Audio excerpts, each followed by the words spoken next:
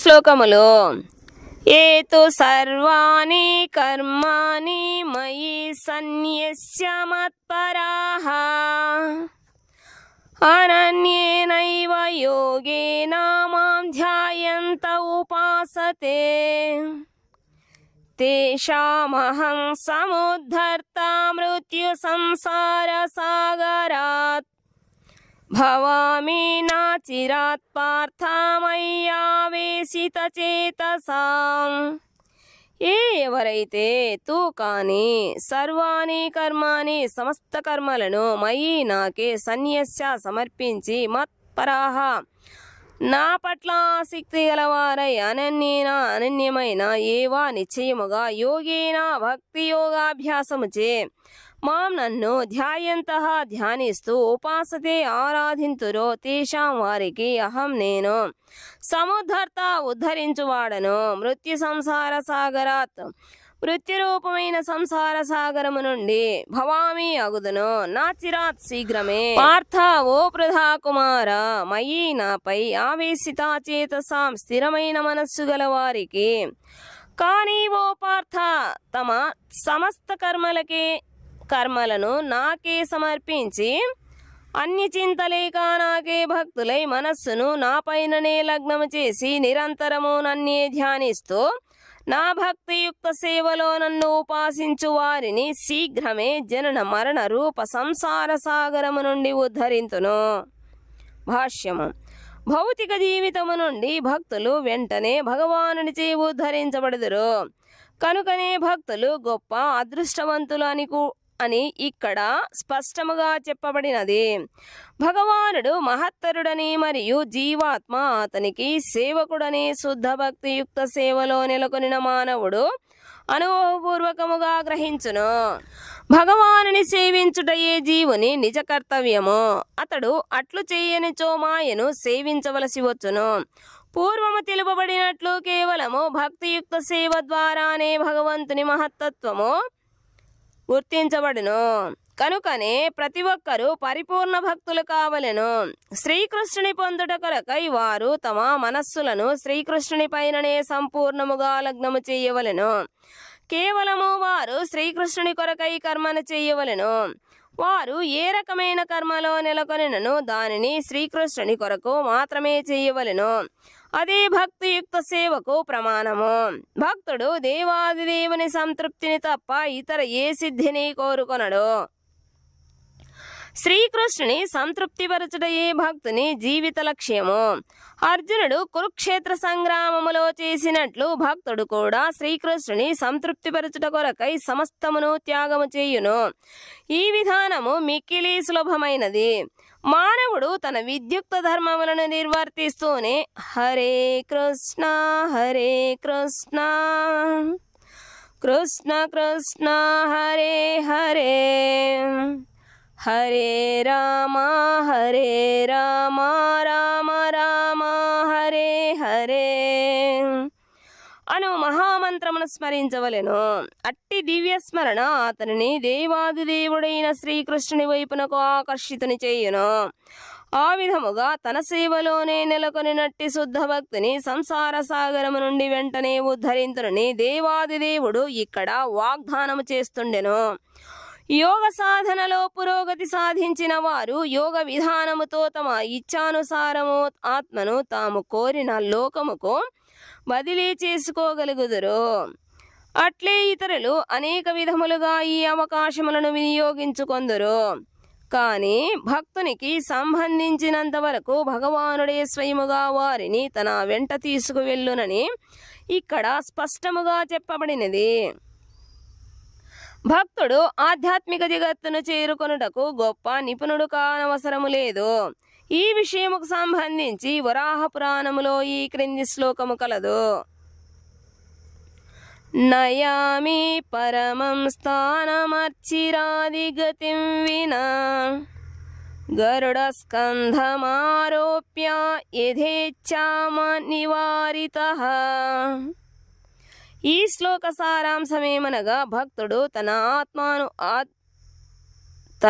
ఆత్మను ఆధ్యాత్మిక లోకములకు బదిలీ చేయుటకు అష్టాంగ యోగ పద్ధతిని అభ్యసించనవసరము లేదు.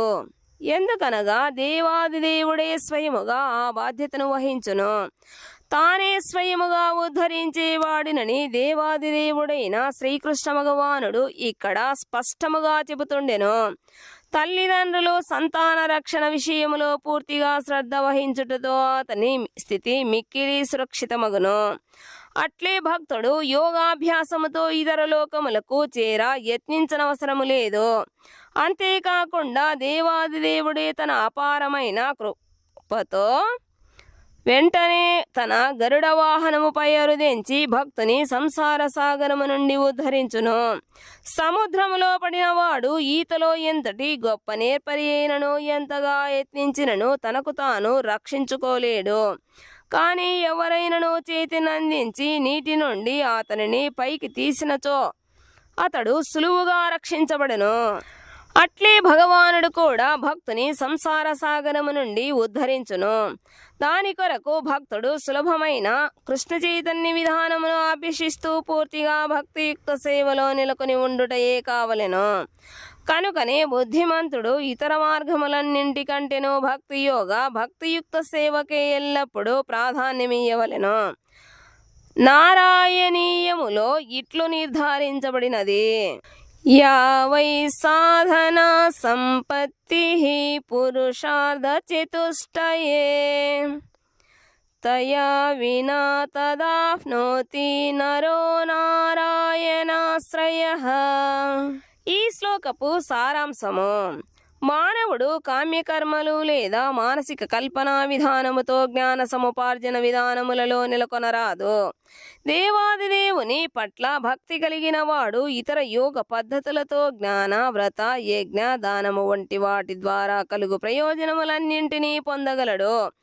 ఇదే భక్తియుక్త సేవా విశేష వరదానము.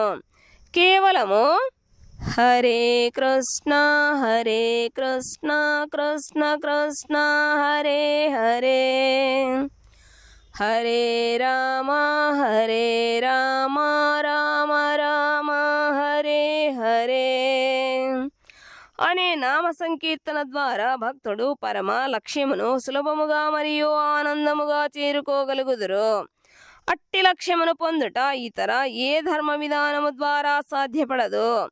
భగవద్గీత సారము 18:66 శ్లోకములో ఇట్లు చెప్పబడినది: సర్వధర్మాన్ పరిత్యజ్య మామేకం శరణం వ్రజ,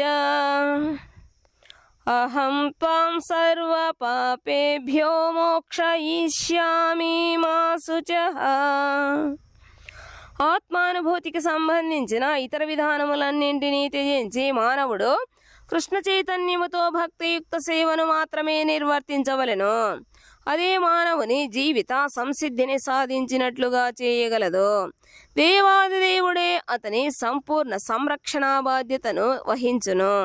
కనుకనే అతడు పూర్వ పాపకర్మలను పరిగణించనవసరము లేదు. కనుక మానవుడు ఆధ్యాత్మిక అనుభూతి విషయములో స్వయముగా తనను తానే ఉద్ధరించుకొనుటకు వ్యర్థముగా ఇతర ప్రయత్నములేవి చేయనవసరము లేదు. ప్రతి ఒక్కరూ సర్వశక్తిమంతుడు దేవాది దేవుడైన శ్రీకృష్ణుని శరణు వేడుదురుగాక. అదే అత్యున్నత జీవిత పరిపూర్ణత్వము. 8వ శ్లోకము: మయ్యేవ మన ఆధత్స్వ మయి బుద్ధిం నివేశయ, నివసిష్యసి మయ్యేవ అత ఊర్ధ్వం న సంశయః. మయి ఏవ నాపై మనస్సును, ఆధత్స్వ స్థిరపరచుము, మయి నాపై బుద్ధిని నివేశయ ఉపయోగించుము, నివసిష్యసి నీవు నివసింతువు, మయి నాలోనే ఏవా నిశ్చయముగా, అతః ఊర్ధ్వం తరువాత నా సంశయ సందేహము లేదు. దేవాది దేవుడనైనా నాపై నీ మనస్సును స్థిరముగా నిలుపుము, నీ బుద్ధినంతయు నా కొరకే వినియోగించుము. ఆ విధముగా నీవు నిస్సంశయముగా నాలోనే ఎల్లప్పుడూ నివసింతువు. భాష్యము: శ్రీకృష్ణ భగవానుని భక్తియుక్త సేవలో నెలకొనిన వాడు ఆ దేవాది దేవునితో ప్రత్యక్ష సంబంధమును కలిగి జీవించును. కనుక ఆరంభము నుండి అతని స్థితి ఆధ్యాత్మికమని తెలుపుటలో ఎట్టి సందేహము లేదు. నిజమునకు భక్తుడెన్నడను భౌతిక స్థితిలో కాకుండా శ్రీకృష్ణునితోనే నిరంతరము జీవితమును గడుపును. శ్రీకృష్ణునికి మరియు అతని నామముకు భేదము లేదు. కనుకనే భక్తుడు హరే కృష్ణ మహామంత్రమును ఉచ్చరించగానే శ్రీకృష్ణుడు మరియు అతని అంతరంగ శక్తి భక్తుని జిహ్వపై నాట్యమాడును. భక్తుడు వివిధ పదార్థములను శ్రీకృష్ణునకు సమర్పించినప్పుడు శ్రీకృష్ణుడు ప్రత్యక్షముగా ఆహార పదార్థములను గ్రహించును. ఆ తరువాత అట్టి ప్రసాదమును స్వీకరించిన భక్తుడు కృష్ణమయుడగును. ఈ విధానము భగవద్గీతలోను ఇతర వైదిక సాహిత్యములోను ఉపదేశించబడినను అట్టి భక్తియుక్త సేవలో పాల్గొనని వాడు అది ఎట్లు సాధ్యమను విషయమును అవగాహన చేసుకోలేడు.